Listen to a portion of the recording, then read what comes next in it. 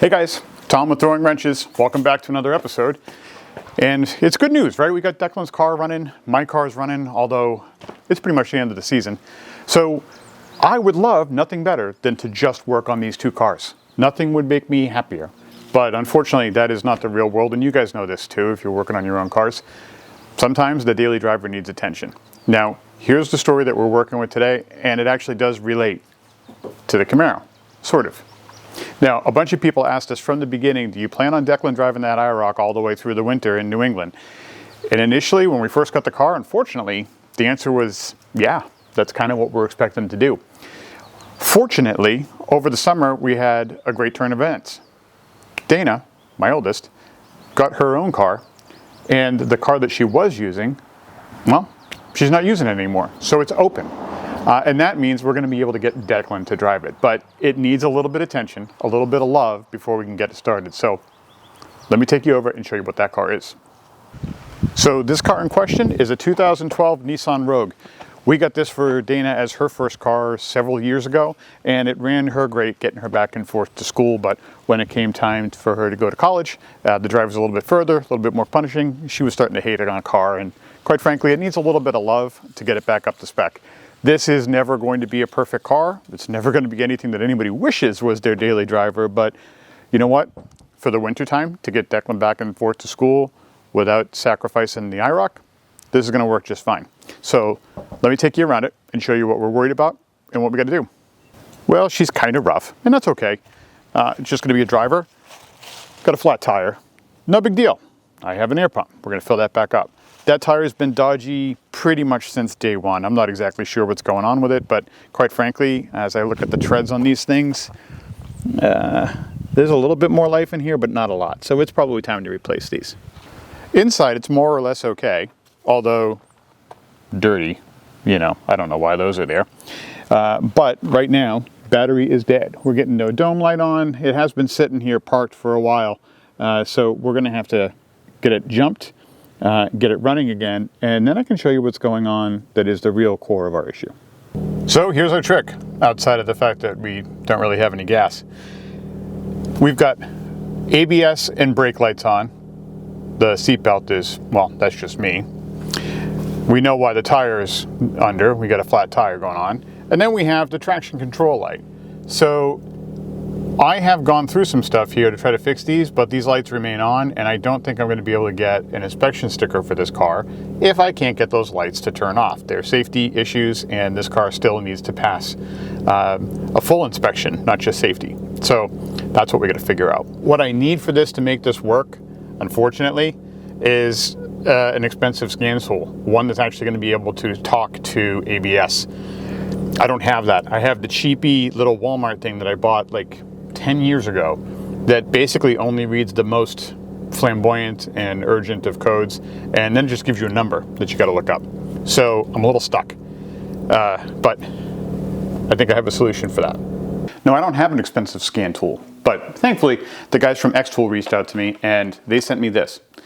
So this is the XTool AnyScan. It's a smart diagnostic system. Basically, this is going to take what you would normally have in that big sort of laptop system and reduce it down to something that can actually run to my phone. So this just connects to my phone via Bluetooth. I download the app and we go from there. So I haven't used this before. Let's see how easy this is to set up.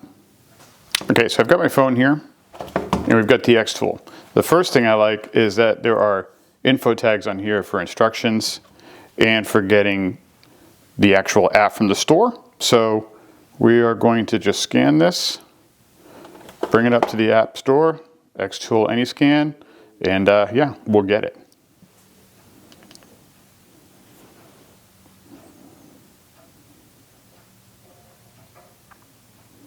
While this downloads, let's take a look in the box.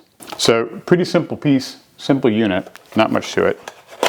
Let's open the box. And we've got the tool itself, some quality control cards. Let's drop this guy out of here.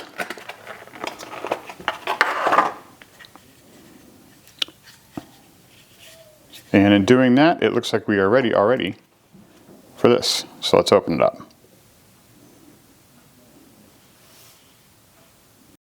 Once you've got the app open, all you need to be able to do is follow the instructions on the card. You just have to enter a few pieces of information, like the serial number for the product and an activation code, as well as your email address. Really not terribly complicated. Now, I would advise, if you have the ability, use an iPad or a tablet or something like that, because my fat fingers on this phone, it was a little bit small, but it was still doable. And the phone is infinitely portable, so if that's the way you want to run, cool. Just be prepared with good eyes or maybe more slender thumbs than what I have. But it's a very quick operation to just enter all of this stuff into the app, and once you've got it all typed in and you hit enter, it brings you to the home screen. All right, we're there. Now we're logged in. So that's all it took to get this thing set up on the app. It's pretty simple. It's downloading a bunch of updates now. That's good. Maybe it's going to have an update that I need. So now we'll bring this out to the car, get her started. Once we get the car engaged and started, then this thing should start to work. This is going to get its power from the car itself. It doesn't have power in here on its own, or at least not much of it. So we're going to use this to plug into the car, and we'll see what's going on. So we have our tool right here. This is that A30M AnyScan tool. So we're going to find the port here. All right, so one of the things that's really neat about this is it's got these little buttons on the side. It's a flashlight. How awesome is that? So that it makes it easier for you to be able to look up and sight your connection, because that's always where this is a pain.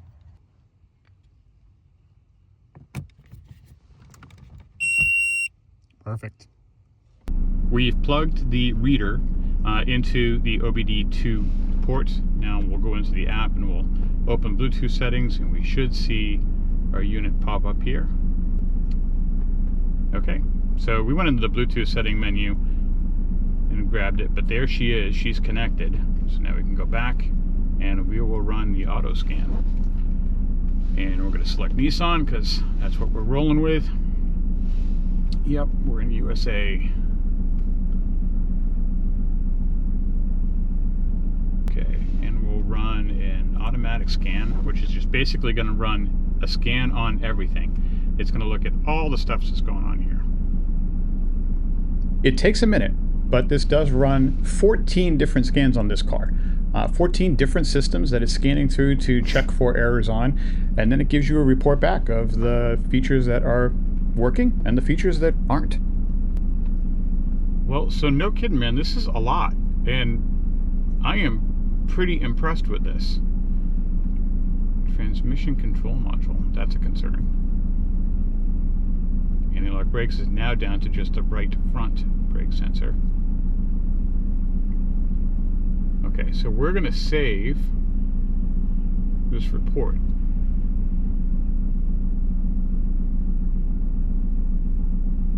And we'll exit out of that, and now I'm going to clear all of those codes.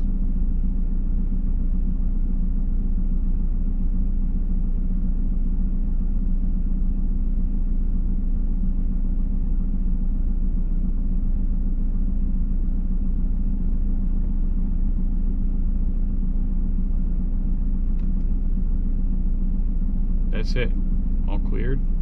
Up we got one.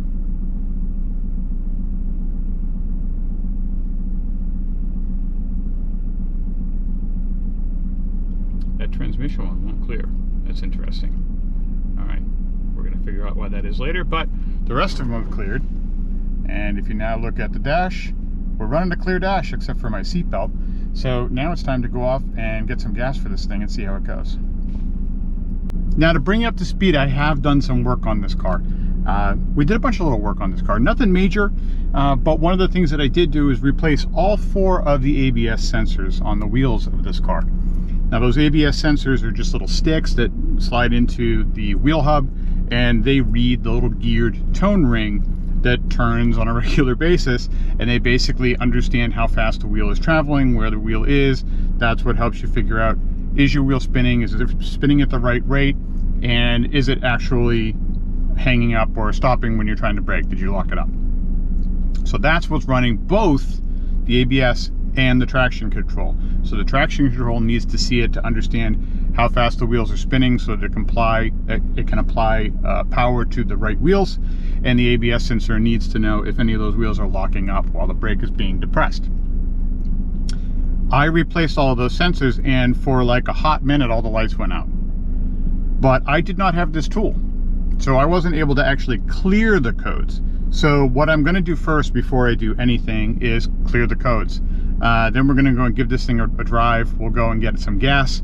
And then once we get the gas filled up and drive it around a little bit, if those lights stay off after a couple of starts and restarts with the car, then I'm feeling pretty good that I actually fixed the issue, and now I just needed to make sure I reset the computer to clear the error codes. If not, then I'll know that it's moving on to the next thing, which is more than likely going to be tone rings. All right, so we ran it to the gas station, and after clearing all the codes, and a bunch of the codes are gone, but some of them came back.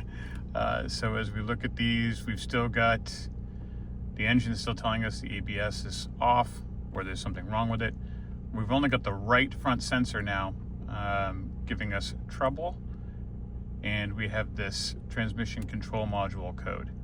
So we're going to have to look at all of these, but I don't suspect these are going to go away. I'm going to try one more time to clear the codes and see if that actually gets us anything.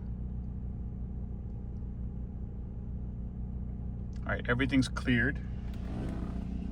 Everything's off the dash. So let's see if we can't run to the end of the street with this and back, and see if it stays off or not.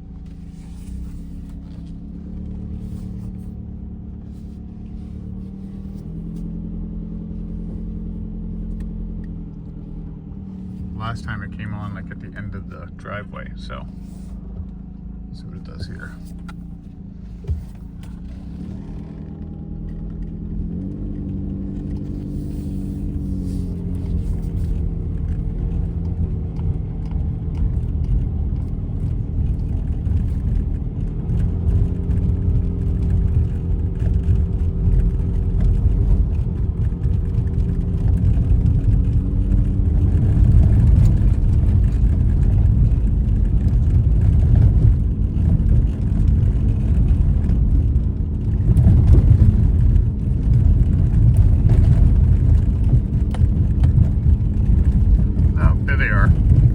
Lights back on. Okay, so we definitely have an issue. No shortcut in that one, guys. It's time to turn around and go back home. So I got to admit, I really was not expecting much from this tool. When these guys contacted me and said we have this tool, I said I really need to inspect ABS codes. Is it going to do that? And they said yes, it will. And I really didn't believe it. So they sent me the tool. It comes in this tiny little package. I mean, shut up in an envelope. The thing is such a small little compact package. But managed to get this thing hooked up really simply, get it connected, hooked it up to the car, and the thing works. It gives you a ton of information, all the information that I'm going to want. Now, I don't know if this is necessarily something that's going to compete with one of those big professional scan tools. It probably isn't. But for those of us like me who just have a couple of newer cars with OBD2 ports, and you need to just be able to figure out what an error code means, figure out what's going on, or reset your error codes without a bunch of fuss, man, this is pretty perfect. And it's not very expensive. I'll post the price here because I can't remember it off the top of my head, but it's not a lot of money. You can grab it on Amazon. The link is right in there in the code. Check it out. So this is the XTool product. It is the A30M model that I'm currently using.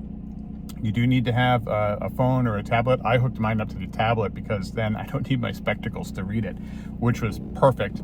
And the thing works great. So check it out yourself. Go down and get one. I mean, I'd recommend it. For the short money, now knowing how good this thing is and how well it worked, I would have been happy to pay the full price for this thing because it did the trick. Saved me from running down to O'Reilly's and finding out what their scan was going to tell me. Spoiler alert, the same thing.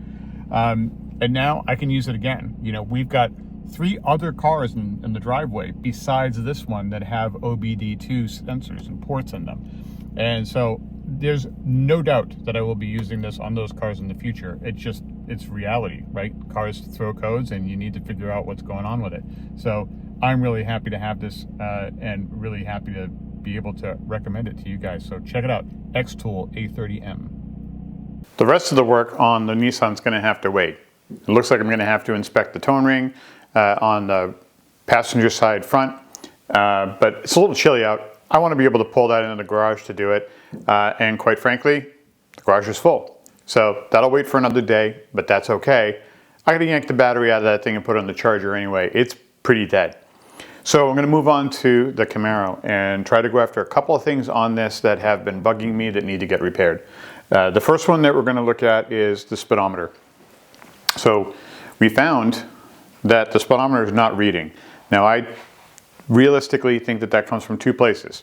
One is inside the transmission itself, where there's a little gear that runs off of the shaft of the transmission.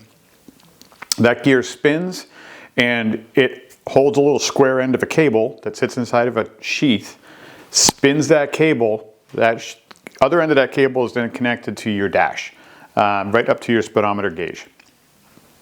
So if we're not getting any speedometer reading at all, the first thing I want to check is that cable working? So I have already taken a look at the piece down by the transmission.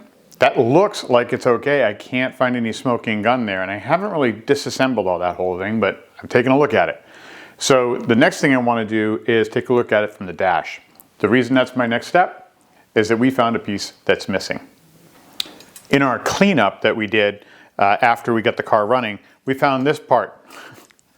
And we did a little Google image search on it to figure out what it was, because I knew it came from the Camaro. I knew it came from the interior because it's too shiny to come from the exterior.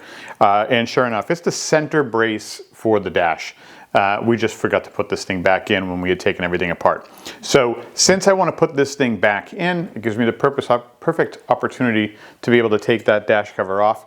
And while we're in there, we'll take a peek and see, or maybe even feel, if that speedometer is actually connected to the gauge. There's a chance that it's not, and that's kind of what I'm hoping for, because that would be the easiest thing. Now this dash cover isn't too hard to remove. It's just a few screws that run under the dash that hold it in place. So we're just going to have to go through and remove those screws, and we should be good.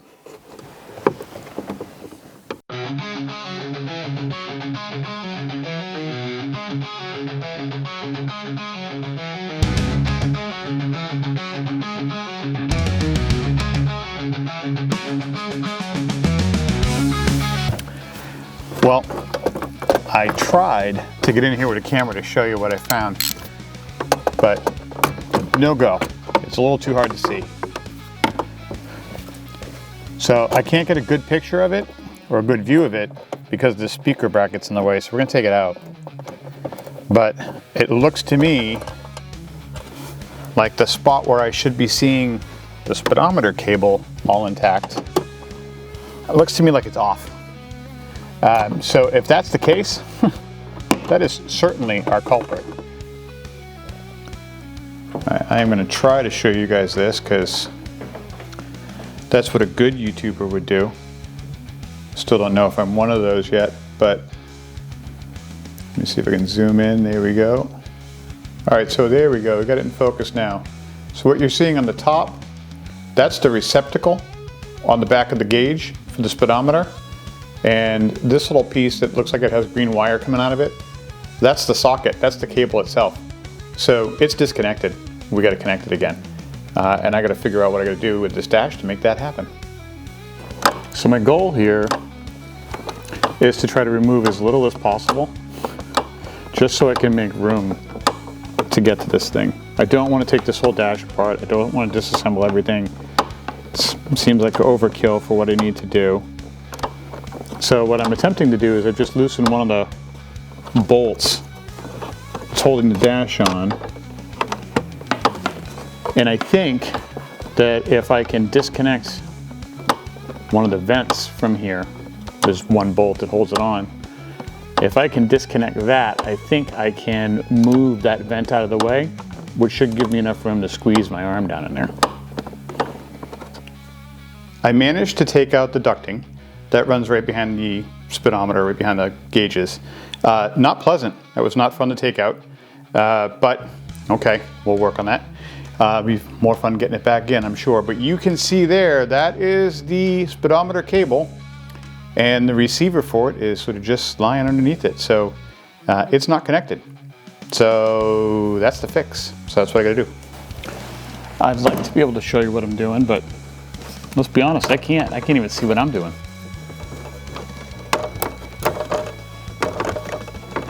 All right, it is connected.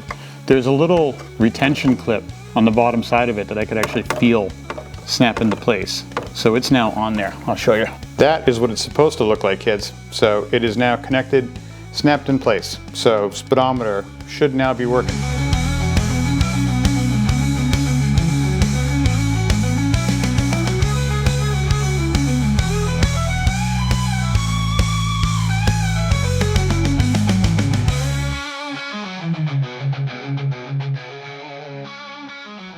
So with any amount of luck, we're cured now on the speedometer. If there's something going on now, I'm just gonna pitch a fit, kick and cry on the floor because I won't be able to know what it is. But that was a pretty obvious thing. I don't know how it got disconnected. I don't think I ever intentionally disconnected it, but honestly, it was so long ago, who knows? Maybe I did.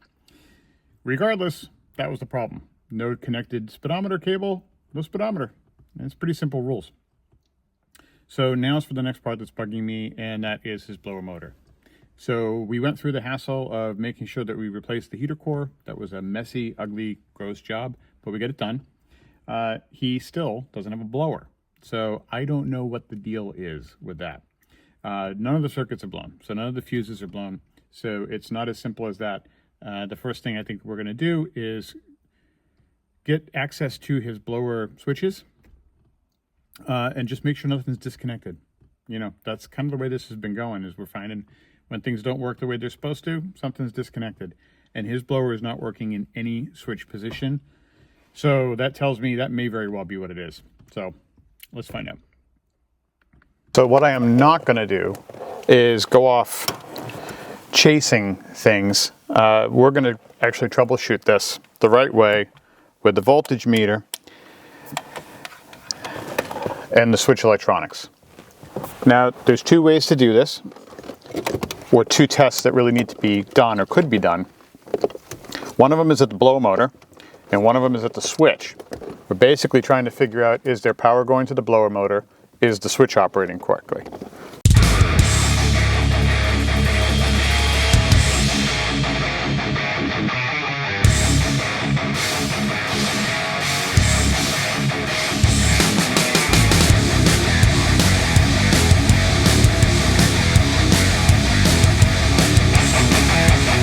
The news here is that this blower switch is working. The reason I know that is because the test called for us to probe each one of the wires for each level of the blower, low, medium, and high. So that's the yellow, the light blue, and then the orange in that order. Probe them with the switch in their appropriate position for power, and they all have power. So that means the switch, when it's in the right selector, is opening that connection and sending the juice through. So it's not here on the inside, it's not the switch. So that's good news. And we're just gonna change out a light bulb while we're in here and then button this back up. I didn't catch this next part on camera, but it's pretty simple, so I'll just run you through it. There is a solenoid over here for the heater, for the blower. I just popped that thing off, and we ran a test on that. So I went through the manual. The orange wire is what's supposed to be hot. There's a black wire in there for ground. What they ask you to do is to turn the motor on high, turn the engine to run, and then run the test. So you test the orange and the ground wire together. That got me nothing. But testing the orange wire with a known ground got me something. So I made up a little jumper real quick and just tested that out with a ground, and then turned the car on and put the heater on, and the blower worked. So what I determined from that was that we had a bad ground. I can't find where that ground's supposed to go, so who knows where it is.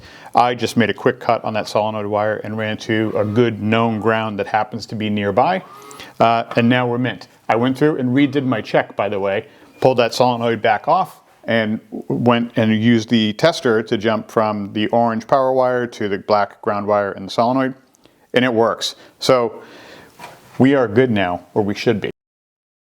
Stupid, sad little man. You know, I really should know better by now than to get ahead of myself and to say that a problem is fixed before I've actually gone and tested it. Now, it's true that the voltage meter told me that all the wiring was correct and we were okay. But when I went back into the car, turned it on, turned the blower motor on, guess what? It still doesn't work. So that leads on to the next step of the troubleshoot, which in the book, the catalog or the service manual will tell you is that the next step is just replace the blower motor. That's literally what it says. If the switch works and the wiring works, replace the blower motor. I wasn't 100% confident with that, so we're on to the next step, which is to at least remove the blower motor. Since I've already done the things that the troubleshooting manual, the service manual, suggests, which is to test the switch and then to test the wiring going into the solenoid, both of those things are checking out okay now, but the fan's still not working. So last thing to deduce from that is that there's probably something wrong with the blower motor. So we're going to take the blower motor out, and that should be a hopefully relatively straightforward process here.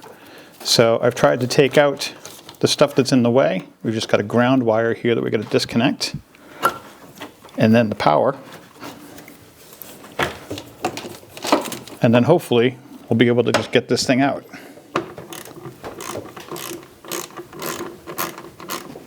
Technically, I could go ahead and run a test on the solenoid to see if the solenoid's okay, but realistically speaking, the likely culprit is the blower motor. These things are just simple little electric motors with a fan wheel attached to them that blows that air around.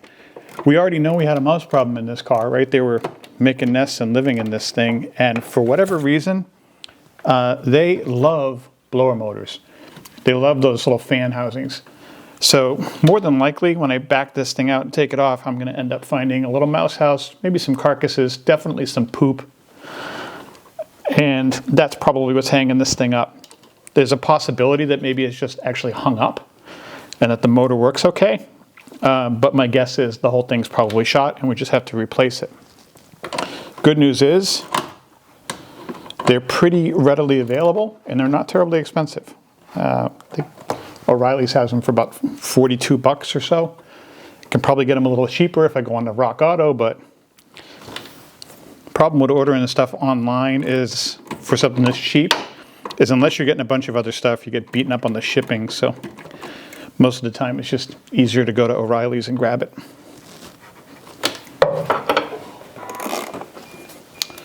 So the motor bolts came out okay, but the bracket for the solenoid is getting in the way. So we're going to pivot it, and then this should come out. Yeah, there we go.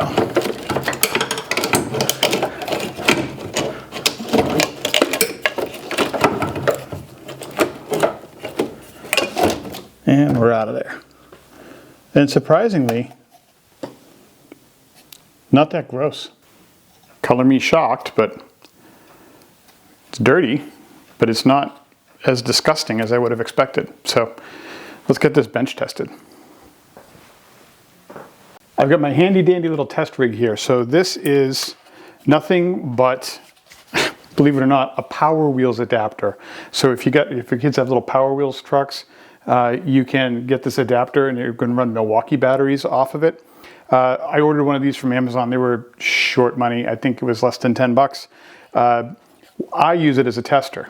So I can jam the battery inside of here. It's got a couple of leads on it. I just put a couple of alligator clips on. And we use this to run 12 volts to this and test it to see if she's functioning. So if this is functioning and it works as a result of this, then we know that the problem isn't the blower motor. It's back to wiring.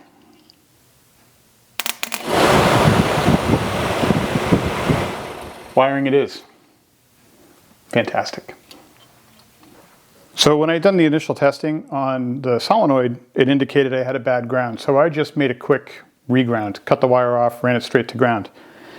The only thing I can think of here is that maybe there's a possibility that that ground was supposed to actually go to the fan motor, and that what I did in the process was unground the fan motor. It's possible. So I'm going to test for continuity across the open end of that wire and the ground clip. Yep, and that's what I was afraid of. I disconnected the ground to the fan motor. So that's what's killing us. So the way I figured that out is by running my voltage meter from the dead end that I cut off of this piece to the other end of the wire, which is what connects into the fan motor. And I'm getting some continuity readings. So these are connected in some way, or they're supposed to be connected. So I just ruined it. The trick is I can't really trace this harness back to figure out where else that ground wire goes to. And the schematic is actually of no use to me here. So we're going to see if I can't jury rig this up and run it straight into the fan motor. And maybe that can fix my issue. I can't quite figure out where that ground goes to. My guess is that it's because the wiring harness dips back inside the firewall, and I'm not chasing that.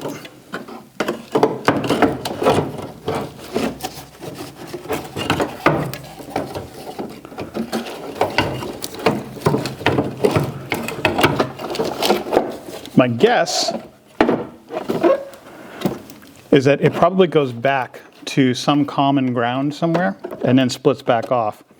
So there's a possibility that that ground actually has something to do with the fan speeds, but I don't think so. So we're just going to go ahead and put this thing back in place.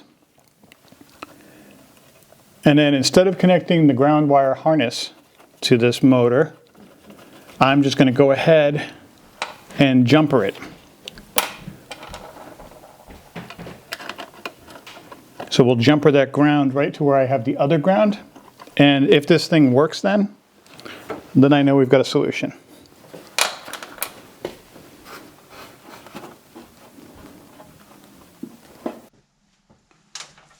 So here's how this is going to work. We're going to attach one end of this alligator clip to the ground that's directly on the motor.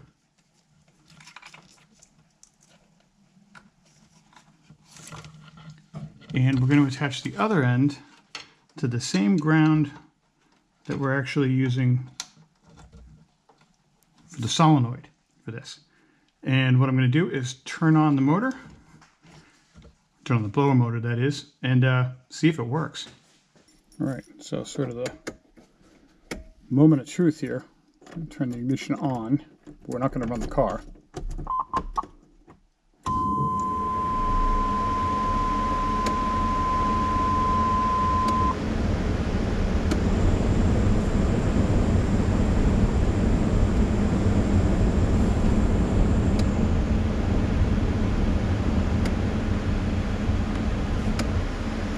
That's it. I don't know if you can hear it over the fuel pumps,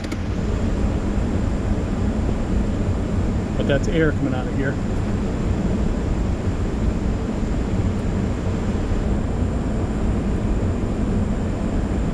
Now it appears we have some door issues, but the blower is working.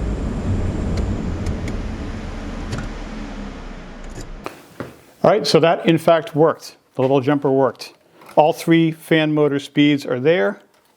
So what that says to me is I just need to make a new ground wire for this little guy and we should be all set. So I'm going to pull this connector off, grab this wire, we'll just make another connection onto that and we should be good to go.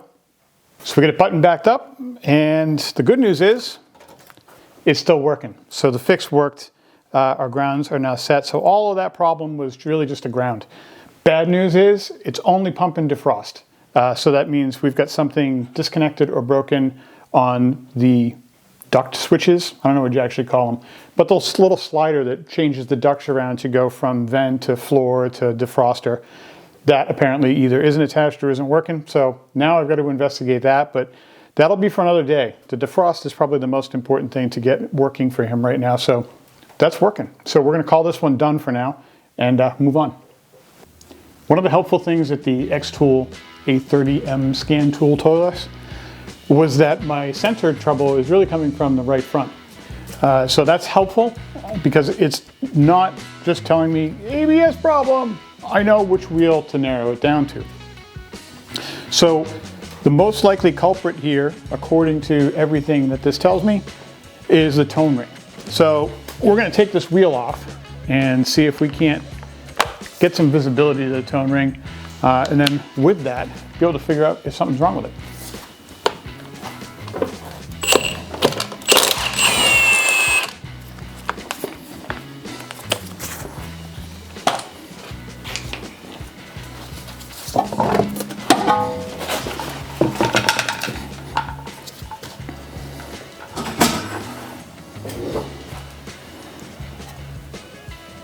Now the tone ring is not something that's easily visible. It's usually trapped inside of this housing, and it is in this case.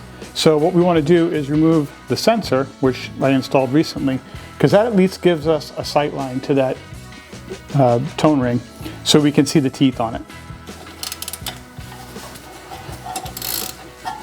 So the tone ring is just a metal ring that's basically on the wheel hub, so it turns with the wheel. And it's a toothed ring.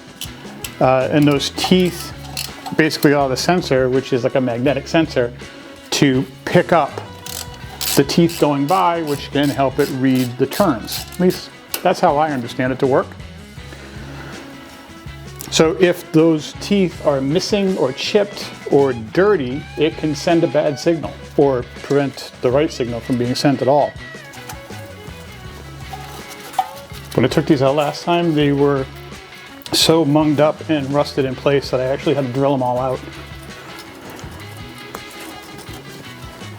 This time I want to be a little bit more careful. And I'm seeing dust or debris on this thing to start with. That's not good. All right, let's take a look.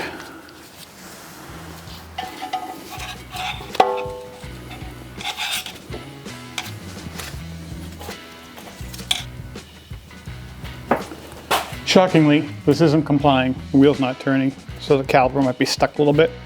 So we're going to take the caliper off and probably just boost this wheel off and see if we can't get a better look. Well, I can't see anything wrong with the tone ring. Not real surprising. And it's really hard to see in here at all.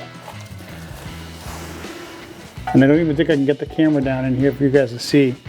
So what I'm going to do is blast some brake clean in here and just rotate this around.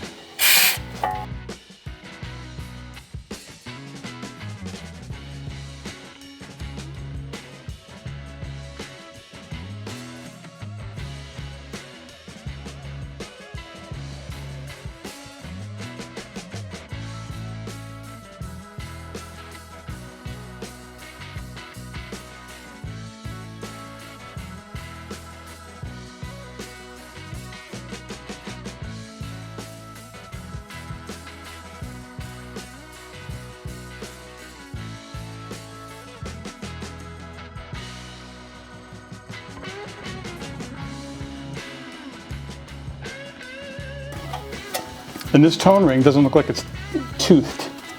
Let's see if I can show you. Real tough to see. But when we started, that was black. Couldn't really see anything in there. Now I can at least see shiny metal on the full turn. Maybe that's enough to do it. We will see. What I can tell you is that it looks like the tone ring is going to be a bear to replace if I have to get in and do that. Because I'll have to remove the CV joint from the back of the wheel, and then I'm going to have to get 4 bolts, which I can only access when that CV joint's off, to remove the housing on the axle, pull that whole thing out. It looks like an absolute nightmare to get to, so I really hope that I don't have to do that. And if I do, it's certainly not happening in this video. That'll be later. Just for giggles while I'm here, I'm going to take this access panel off here, and I'm going to double check to make sure my connection's made at the wire. I'd hate to be in here and not check that, so.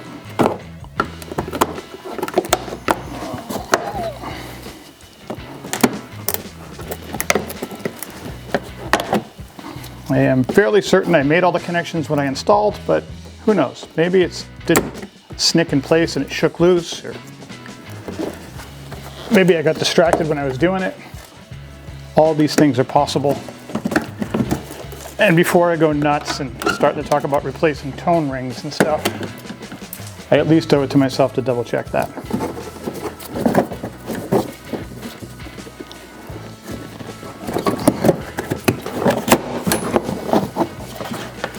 And yep, we are good and connected. So, well, unfortunately, it's not that.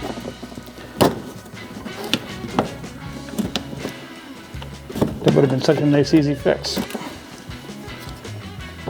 Since I couldn't find anything there, no smoking gun, we're just going to put this wheel back on and clear the codes again and give her a ride. See if this fixes it. And if it doesn't, I'm out of ideas for this run. All right, no more transmission code now. That stopped. And now we just have the two that we knew of. The anti-lock brake system, still just saying right front sensor, so that's good. And we're going to clear all of these codes right now. They're off the dash. All right, let's get out of here.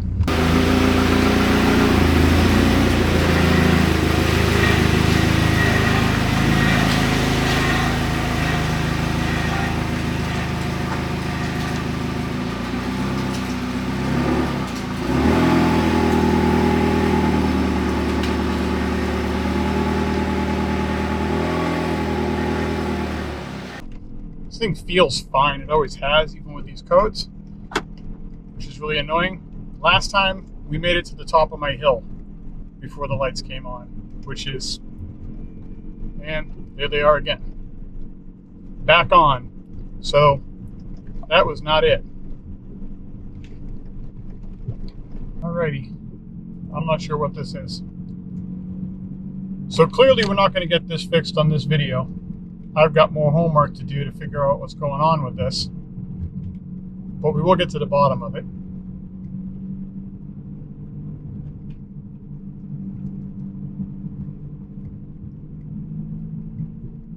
And if later on I have to replace a tone ring, well, I guess you guys will figure out how to do that with me. And if we've got to replace something else, likewise, you'll figure out how to do that with me. Because I have no clue.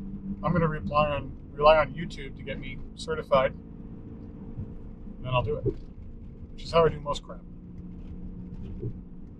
Well, that's going to wrap it up for us for this week.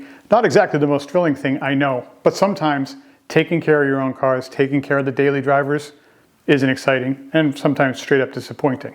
So the good, we did manage to get the blower on Declan's car working. That's awesome. We also got the speedometer working, which is fantastic because now we can actually track mileage. So we can actually figure out what he's getting for gas mileage. And right now, I think it's abysmal. The bad, we still have a door problem on his heating system or his ventilation system. It's not grabbing. I think I might know what that is. I believe it's probably disconnected at the slider switch behind the dash. So that means taking that thing out again to connect it. I might show that, I might not. It's obviously just tedium. The ugly, well, I can't figure out what's going on with this Nissan. So I'm going to have to go deep into those reports that came out of the XTool, out of the AnyScan software, and see if I can't figure out what's going on with them. The cool part about the AnyTool software is that the scans will actually give you codes, and if you click on the codes, it brings you directly to a Google search, which is what you'd have to do manually anyway, to tell you what the most likely culprit is, what that code really means, and some of the things that actually could be going wrong and that you need to look at. So I'm going to have to pore over that and figure out what it is that I might have to replace, and possibly do some more testing to figure out what it really is before I start buying stuff and swapping it out. Because I'm pretty sick of doing that with the Nissan. I've already done it with those sensors. So that's it for me this week, guys. Sorry, Declan wasn't around for this one. This is a lot of like little night and weekend stuff while Declan was doing schoolwork and everything. So it was just me working on this, getting everything up and running. I know you missed the little guy, but he'll be back the next time we do this. The next time we've got some more exciting stuff coming up for the Camaro. We're replacing the radiator in that car. We've got a brand new radiator and a brand new fan set courtesy of Evil Energy, and we are looking forward to putting that thing in the car in the next video. So until then, thanks for watching. Please like and subscribe if you would. We really do appreciate it, and leave a comment if you like. Tell us what you'd like to see next. And feel free to tell me what you're sick of seeing. Do you want to see me do stuff with the daily drivers more? Because I do that stuff, I just tend to do it off camera. Somebody mentioned before they wanted to see more on the Bronco. I could take you on a tour of that too. So let me know what it is that you guys want to see in the comments, and I'll do my best to try to accommodate that and get some videos going in the future for you. So thanks very much for watching, guys, and until next time, keep on throwing wrenches.